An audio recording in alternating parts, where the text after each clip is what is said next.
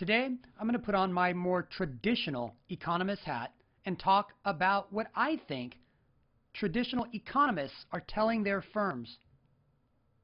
The effort is to see what it is that they may be looking at as the economy relates to the market, and in turn, therefore, try to determine what they are anticipating the market to do in the future. It all starts with GDP. So that's where I started. Dating back to the first quarter of 2006, I measured GDP on a number of different levels.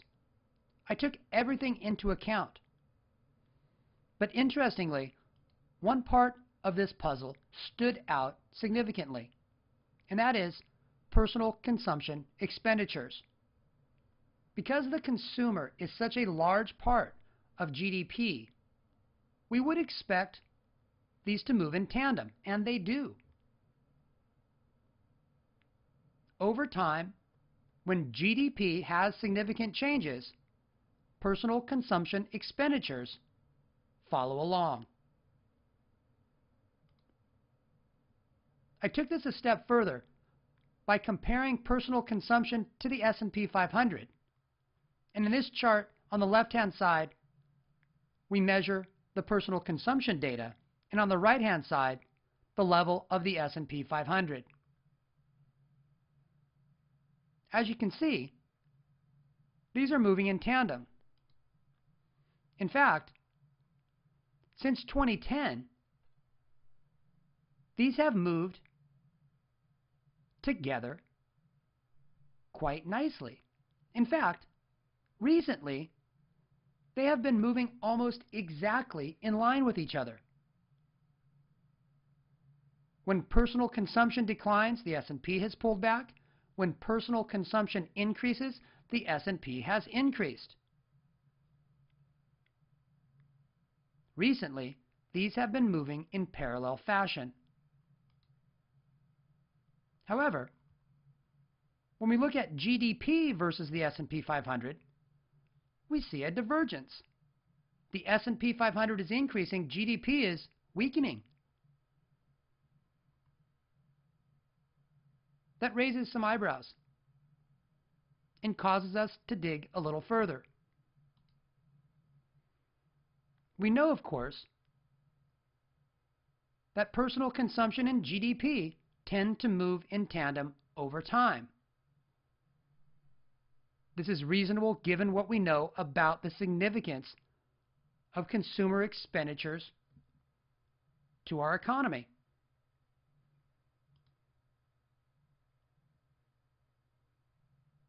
So the question comes, logically, what if consumer expenditures begin to fall? Will the S&P? And that causes us to look a little closer at consumer expenditures. Here's what we know. We know that the GDP levels have weakened, but the S&P 500 has not. We know that the S&P 500 is following personal consumption data. And we also know that personal consumption tends to follow GDP.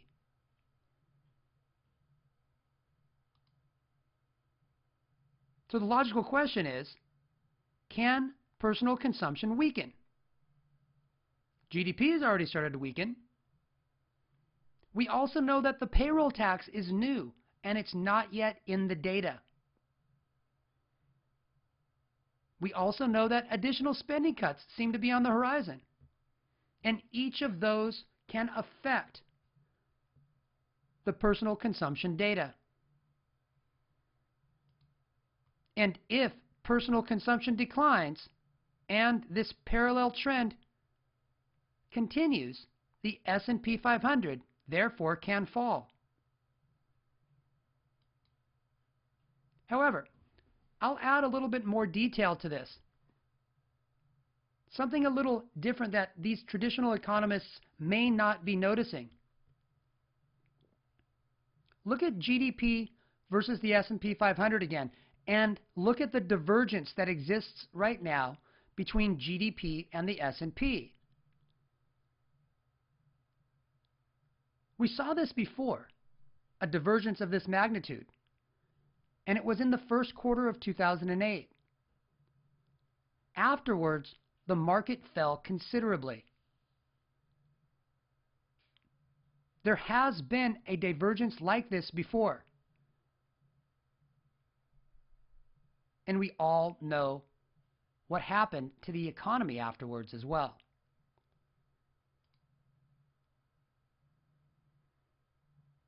In conclusion, we know that the GDP declines have already seemingly begun. We know that real pressures on consumption exist, but they're not yet realized in the data. We do expect those pressures to materialize in the data soon, and therefore we're expecting consumer expenditures to fall. If the S&P 500 continues to follow, then it will fall as well. And we believe that this is something that traditional economists are relaying to their firms. In addition, we're seeing something that's important. The divergence between the S&P 500 and GDP is significant, and the last time we saw something of this magnitude was in the first quarter of 2008. Afterwards, the market fell from 1,400 to 800. That's significant. And together, these warnings are material and they are real. They tell us, and I believe economists are telling their firms, that declines can start again soon. This is a more traditional approach. It does not take into account the investment rate or any of our other economic assessments, but it is something that exists in today's traditional world. Firms are hearing this from their economists. They're watching out for it, and they recognize that declines can come given the relationship that exists now between the S&P 500 and consumer expenditures.